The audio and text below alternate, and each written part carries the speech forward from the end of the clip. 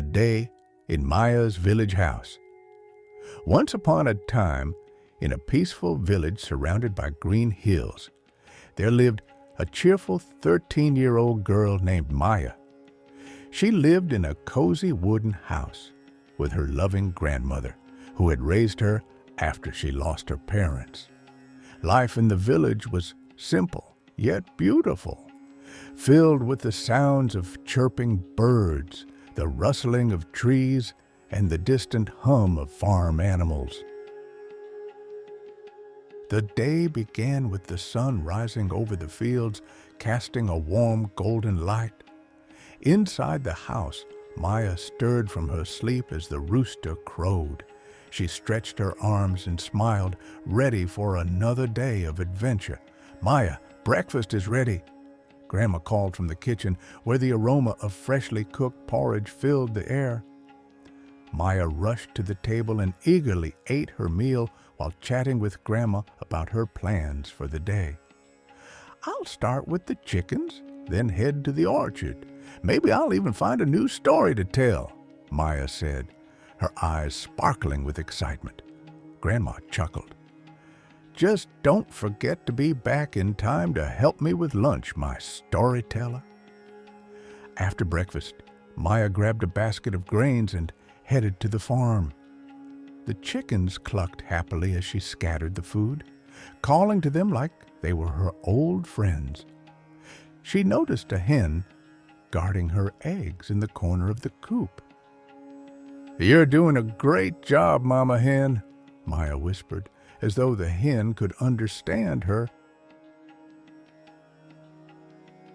With her chores done, Maya made her way to the orchard. The path was lined with wildflowers swaying in the gentle breeze. She picked a few, tucking one behind her ear, and skipped down the path humming a cheerful tune.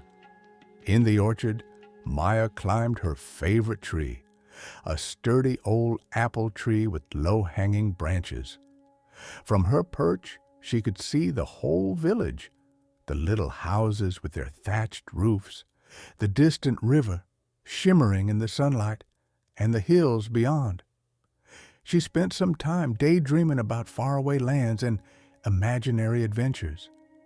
But as she swung on the tree branch, a soft sound broke through her thoughts. She froze, listening intently. It was the faint sound of crying. Maya climbed down carefully. She followed the sound to a bush at the edge of the orchard. There, she found a little girl sitting on the ground, her face buried in her hands. The girl looked scared and alone.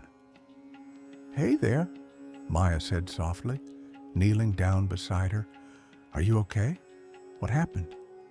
The girl hesitated, her sobs quieting.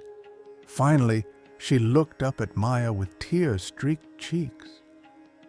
I don't have anyone," she whispered. "I ran away." Maya gently encouraged the girl to share her story. Mira explained how she had lost her parents in an accident. Her uncle, who had taken her in, treated her cruelly and took everything from her. With nowhere else to go, she had fled, hoping to find safety. Maya offered a gentle smile, her eyes glistening with understanding. "I've lost my parents too," she said softly. "But we can't let sadness hold us back forever. Life moves on, and there's still room for happiness. Your parents would want you to live with love and joy in your heart. Even though they're not here, their memory will always be with you." Extending her hand toward Mira, Maya continued, "Why don't you come with me?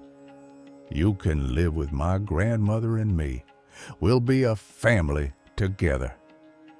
Mira's heart swelled with gratitude and relief. Tears streamed down her cheeks as she whispered, "I couldn't ask for anything more. Thank you." Looking up at the sky, she silently thanked her parents, feeling certain they had sent Maya to guide and care for her. Maya took Mira's hand gently and led her back to the house. At first, the walk was quiet, but Maya started pointing out little things to help cheer Mira up. She showed her a butterfly sitting on a flower, the clouds in the sky shaped like different things, and her farm with its chickens happily walking around. And slowly, Mira's frown started to fade, and a small smile appeared on her face. The little things around her helped her feel a little better. Grandma was standing at the door waiting for them. She noticed the tired look in Mira's eyes and how fragile she seemed.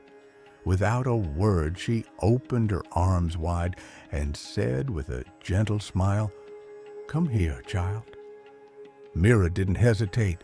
She stepped into Grandma's embrace, feeling the warmth and love surround her.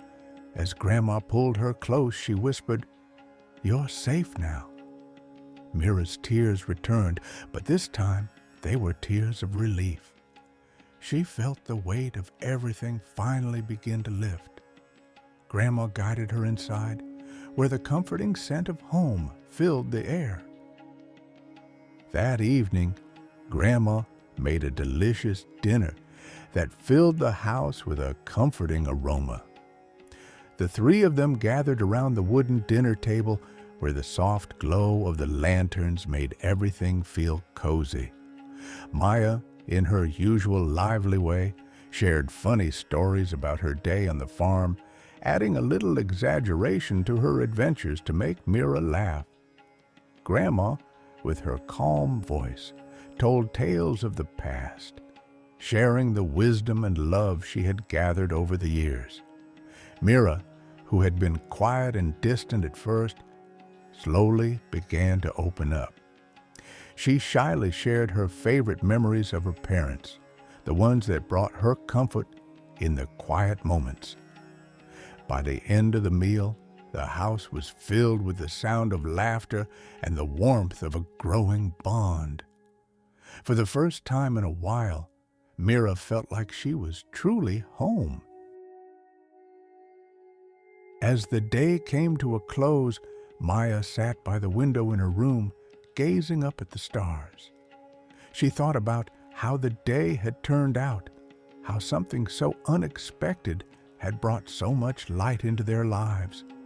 She whispered softly, "Life is beautiful," feeling grateful for the love and kindness that had filled her heart. With a contented sigh, she climbed into bed, a smile settling on her face. In the next room, Mira slept soundly for the first time in weeks. The fear and sadness that had once clouded her mind were gone, replaced by a deep sense of safety and love. She knew without a doubt that she had found a place to heal and belong. Sometimes, the greatest gift we can give is a sense of belonging. No matter how broken or lost we may feel, love and kindness have the power to heal. Maya's compassion showed Mira that even in the darkest moments, there is always a light waiting to guide us. Family is not just about blood, but about the hearts that choose to care for one another. Healing takes time, but with love, patience, and a helping hand, we can overcome our deepest fears and create a home where we can grow, learn, and find peace.